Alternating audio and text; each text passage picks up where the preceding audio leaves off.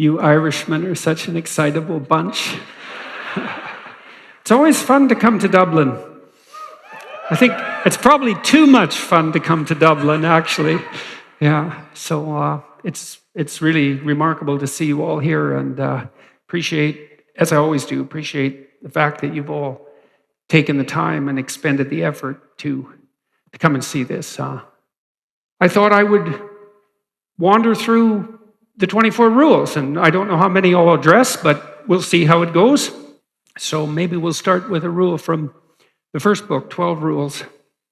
Treat yourself, this is rule number 2. Treat yourself like you are someone you are responsible for helping. That's a hard one. You know, there's an injunction, a moral injunction, that you should treat other people like you would like to be treated yourself. The golden rule, let's say. And rather than he who has the gold makes the rules, right? That's not an injunction to sacrifice yourself in some unending way for the benefit of other people, which is often how it's interpreted. And it's not that. It's advice in relationship to reciprocity.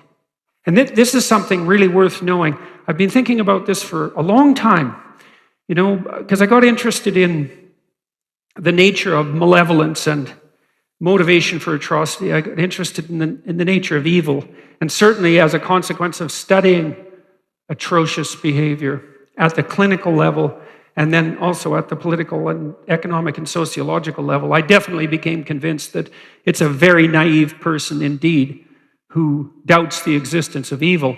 I think it's easier to become convinced of the reality of evil than it is to become convinced of the reality of good. It's easier to define evil than it is to define good.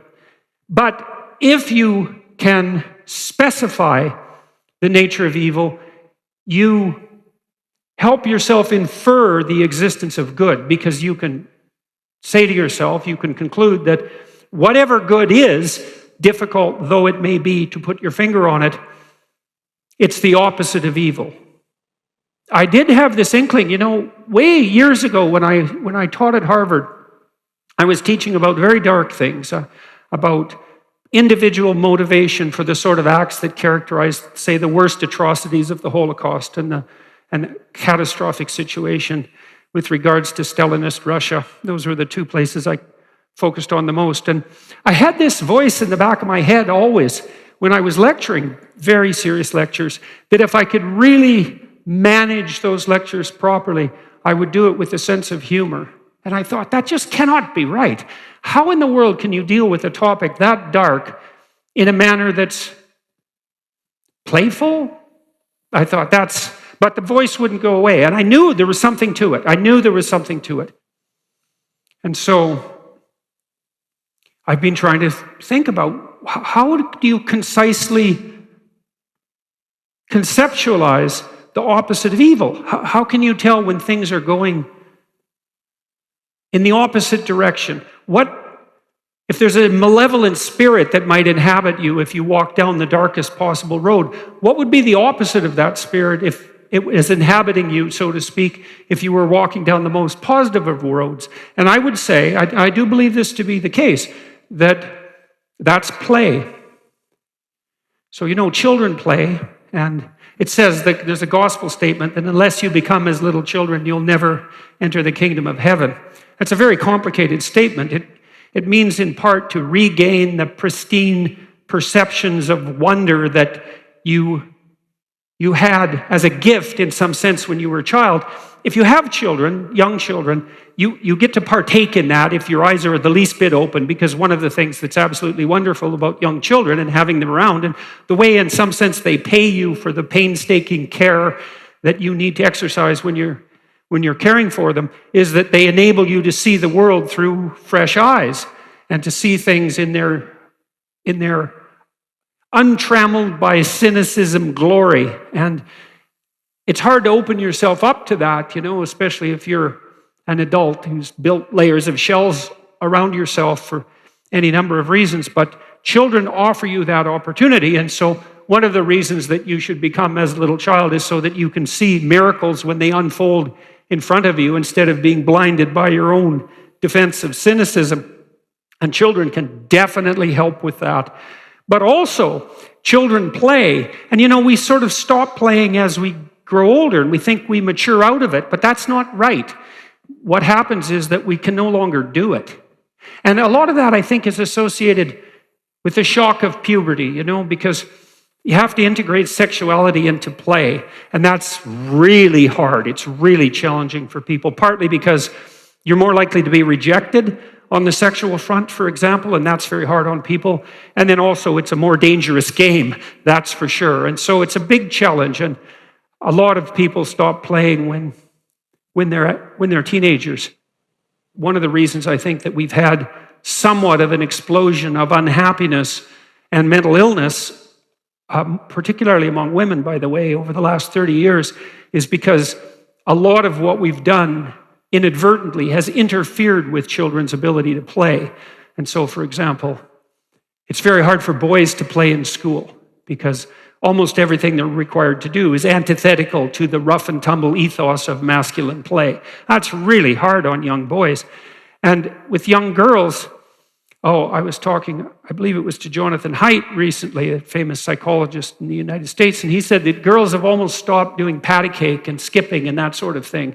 And these are deeply embodied forms of play that might be something like the female equivalent of rough and tumble play among males. And that rough and tumble play is a form of embodied dance, because if you're wrestling, and fathers really like to do this with their kids, and kids really like it, and they really need it. It teaches you the extent of your body, it teaches you how to twist your body and to push it to its limits and to expose yourself to fear. Maybe your father throws you up in the air and catches you. Because imagine someone doing that to you as an adult. 12-foot high person just tosses you in the air and catches you. It's no wonder children sort of scream with terror and delight, but they do. And they really, you just can't believe how much they need that to engage in that play. Because they also learn what hurts them and what doesn't. Because the most fun, direct physical play with kids pushes them right to the ragged edge of disaster, right? It's right where it almost hurts that it's most exciting. And partly what you're doing when you're playing is calibrating it to make sure that it's as exciting as possible, but not too exciting. And the rough and tumble play is deeply embodied. It's not just abstract, right?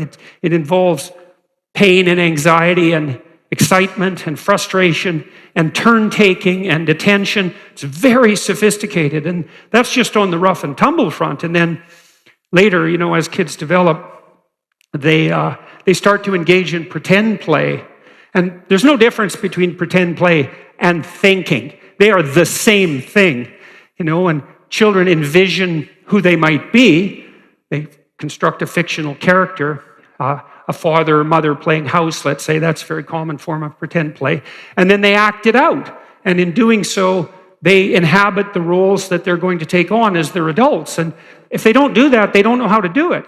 One of the things I was worried about to some degree when my son was little, he had his older sister, about a year and a half older. He was often surrounded by her friends, and they used to dress him up like as a princess or a fairy. And I was always looking kind of askance at that, so I didn't want it to go too far, whatever that meant. But then I realized when I was watching, he was having fun, and so were they.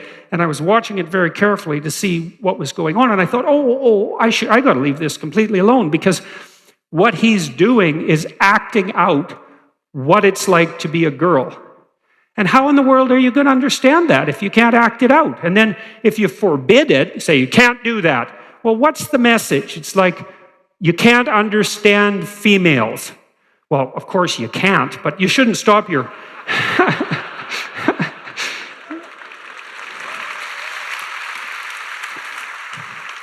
You shouldn't stop your son from trying, that's for sure. And that should be done in a spirit of play. And if you have a good marriage, good partnership with anyone, I don't care who it is, but let's say a marriage, the more that you can elevate what you're doing to play, the better off you are in every possible way. And, there are preconditions for play among children. One precondition is the person that you would like to play with has to want to play with you. Right? It has to 100% be voluntary. It cannot emerge. Even we know this even psychobiologically. There's a fair bit known now about the underlying neurological circuitry that's involved in play, because there's a specialized neurological apparatus in mammals for play. And it's not merely a decoration on top of something more fundamental. This is a very, very deep and fundamental part of the human psyche. And the psyche of any animal that has to engage in reciprocal, repeated social interaction. Because you might ask yourself, how do you know if you're interacting with another person properly? Well, you might ask, well, what does properly mean? Well, it might mean they want to interact with you. It might mean they want to interact with you in a way that could repeat many, many times and maybe improve as it's repeating. You want to get along with people, and you want it to work now, but you want it to work now in a way that gets better across time.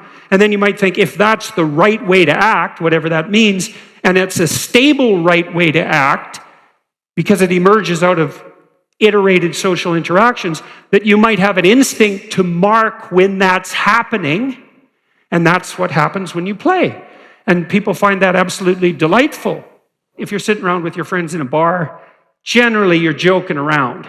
And, that can get kind of rough, but it doesn't have to. But it could edge towards rough, because that's kind of fun, and it's a bit proddy, to see where you can find the edge, and that can be riotously entertaining. And that's all done in the spirit of play. And so you could say that a proper friendship is actually predicated, has its basis in the spirit of play. And then with regards to the atrocity and evil that I was discussing earlier, say, well, if it's power and compulsion and pride, let's say, self-centeredness, a kind of narrow self-centeredness and a narcissism, hatred, a bitterness, all of that mangled together, resentment, vengefulness, that all constitutes the central spirit that inhabits you if you're acting in a malevolent manner,